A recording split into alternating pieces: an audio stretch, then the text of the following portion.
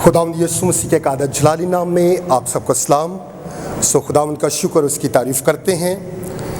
जिनके पास खुदावंद का मुक़द्दस कलाम है वो मेरे साथ निकालें। पैदाइश की किताब उसका 12वां बाब पहली 4 आयात पढ़ी जाएंगी।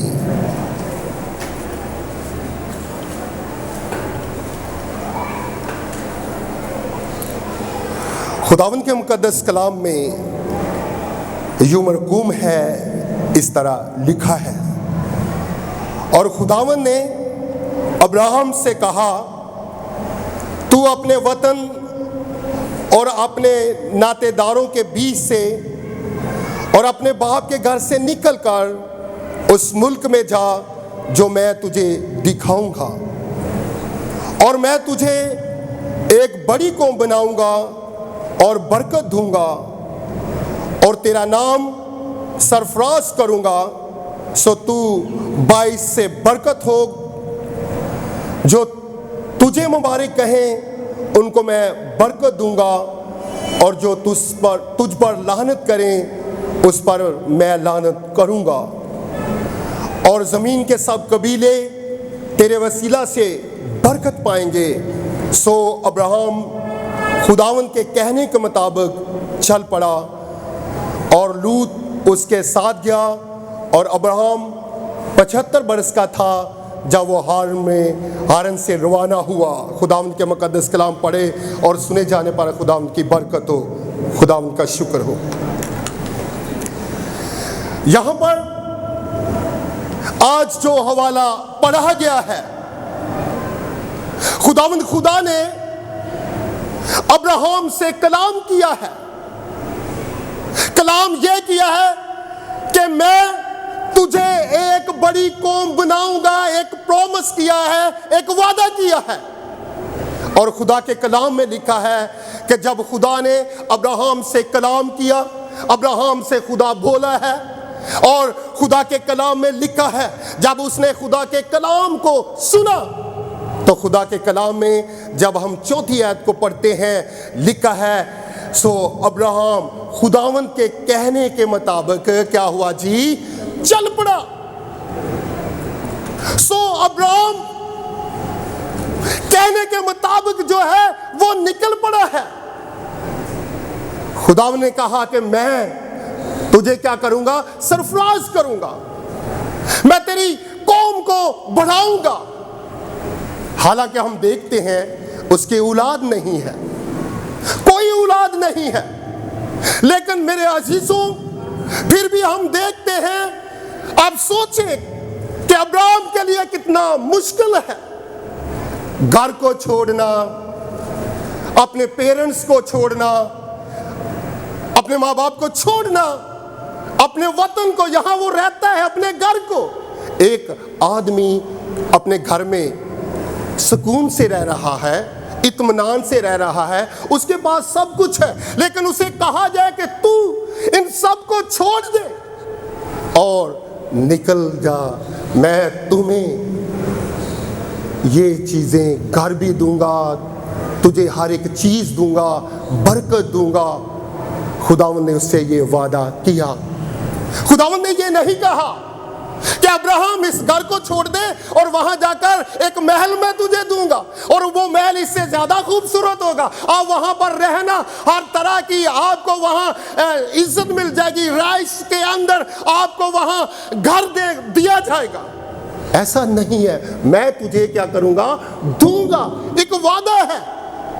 लेकिन अब्राहम को हम देखते हैं, उसकी ज़िंदगी में जो हमें चीज़ नज़र आती है, जो बात हमें नज़र आती है, उसने ईमान के कदम को उठा लिया है, ईमान से निकला है। और उसने उन सब चीज़ों को जो उसकी ज़िंदगी में थी, हालांकि हम ये भी देखते हैं कि वो बुतप्रस्त थी, उसने सब कुछ छोड़ दिया और खुदावंद की इस कॉल को सुनकर, कलाम को सुनकर वो अपने घर से क्या हुआ जी, निकल पड़ा। अपने घर को, सब कुछ को छोड़ दिया और निकल गया है। याद रखें मेरे अजीजों, जब हम ایمان کے قدم کو اٹھا لیتے ہیں، خداوند کے وعدوں پر ہی یقین رکھتے ہیں، ایمان رکھتے ہیں، توکل کرتے ہیں، بھروسہ رکھتے ہیں، تو خدا میری اور آپ کی زندگی میں جس طرح ابراہیم کو خدا نے وہ سب کچھ دیا، ہم سب جانتے ہیں، جس کا خدا نے وعدہ کیا تھا، خدا نے اسے وہ تمام برکات جو تھی اسے دے دی تھی، جس کا خداوند نے وعدہ کیا تھا کہ میں تجھے دوں گا۔ اس لیے عزیزو، جب ہم ایمان کے قدم کو اٹھا لیتے ہیں، کیونکہ لکھا ہے خدا کے کلام میں کہ خدا کے وعدے سارے ہاں کے ساتھ ہیں۔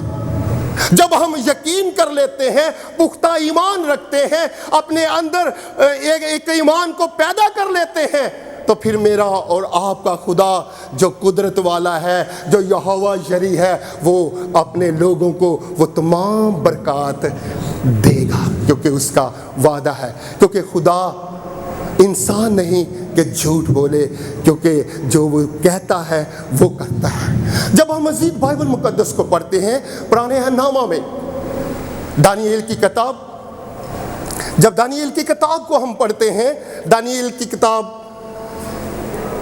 اس کے 3 باب کو، تو یہاں پر ایک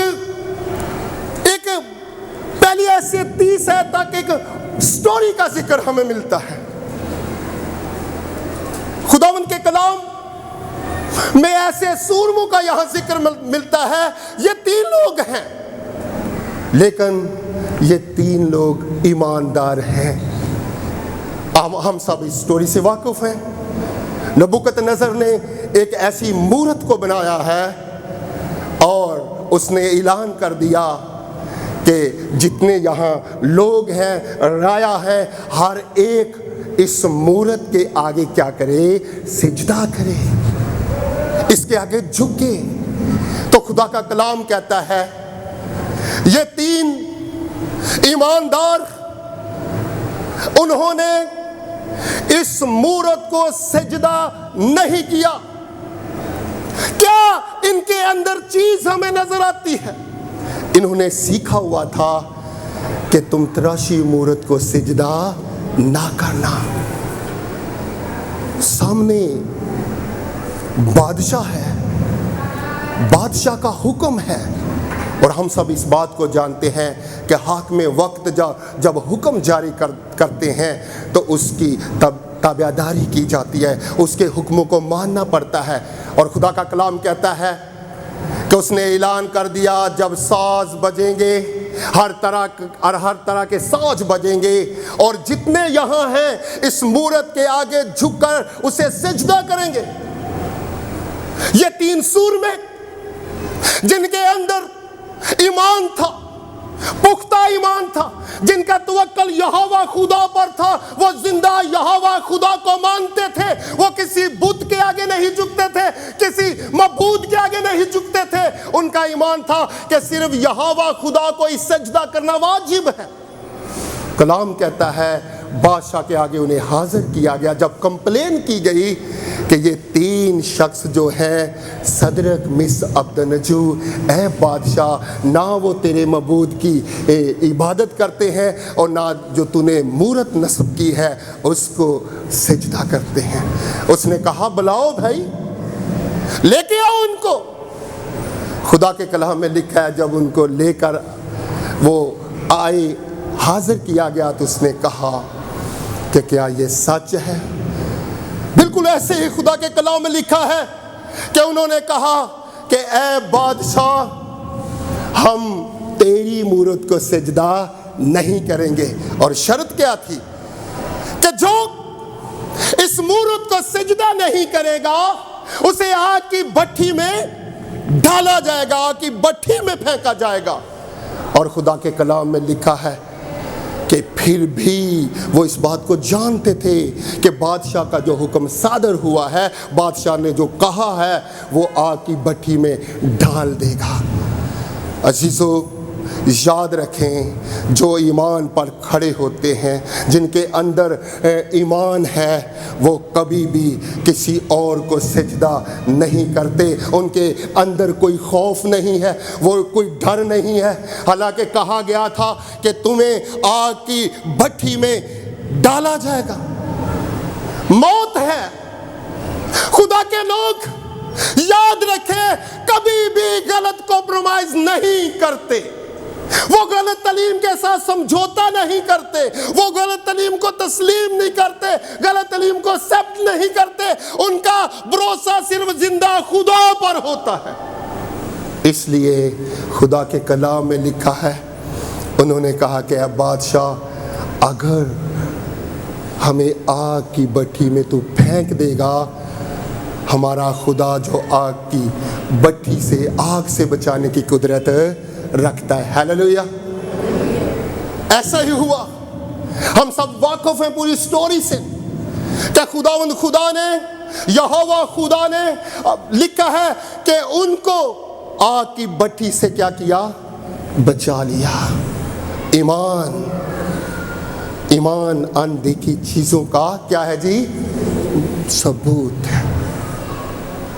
رسول کہتا ہے کہ ایمان کے بانی، کامل کرنے والے ایمان کے بانی کو کیا کرو؟ تکتی رہو۔ کیوں کہا ہے اس نے؟ کیا وجہ ہے؟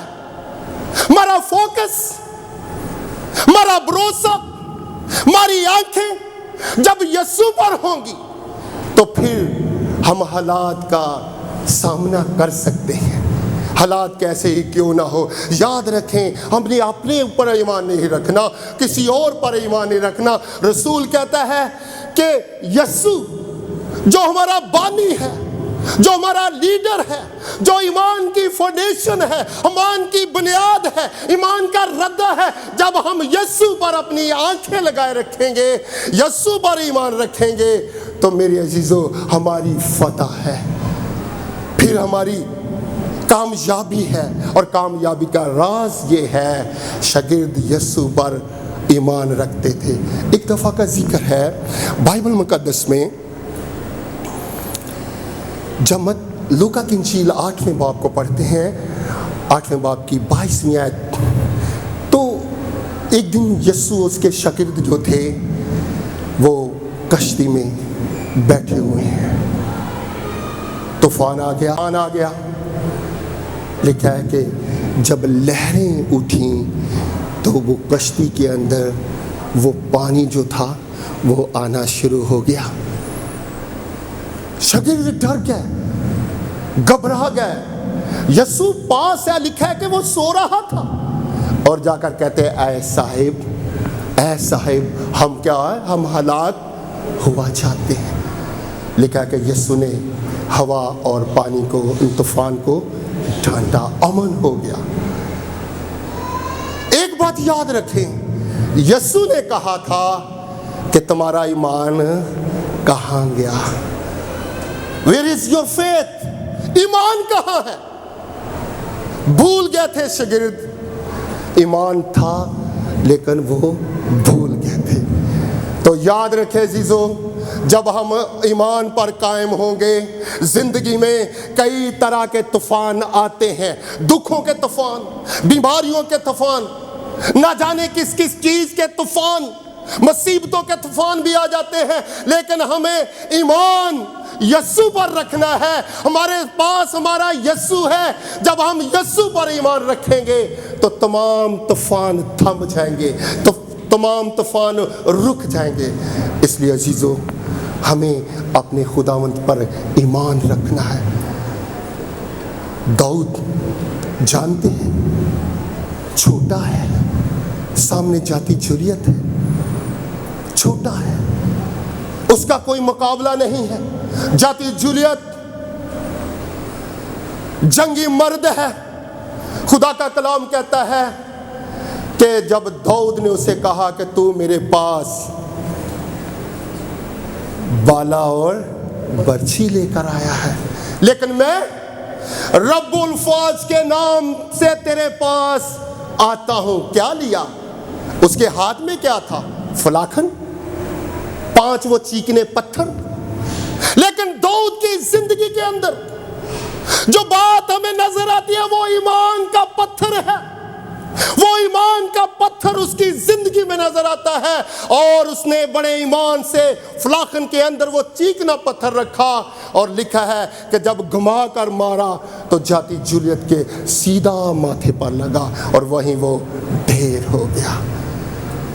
کئی طرح کے جاتی جولیت ہماری زندگی میں آج بھی کام کر رہے ہیں، آج کام کریں گے، لیکن ایمان سے ہم ان تمام جاتی جولیت کا خاتمہ کر سکتے ہیں، انہیں ختم کر سکتے ہیں، جب ہمارا بھروسہ اور توکل خدا پر ہوگا، یہوہ خدا پر ہوگا۔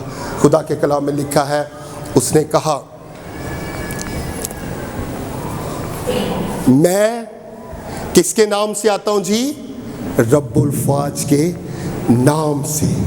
اس لیے میرے عزیزو، ہم اپنے ایمان میں پختہ بنیں، ہم خدا پر یقین رکھیں، ہم خدا پر بھروسہ رکھیں۔ عبرانیوں کا مصنف 13ویں باب میں ایک بڑی ایمانداروں کی، سرموں کی لسٹ بیان کرتا ہے۔ انہوں نے کیسے فتح پائی؟ ایمان پر کھڑے تھے۔ جب وہ ایمان پر کھڑے تھے تو خدا سے وہ تمام برکات کو انہوں نے پا لیا، حاصل کر لیا۔ اگر ان کے پاس ایمان نہ ہوتا تو وہ کچھ بھی نہیں کر سکتے تھے۔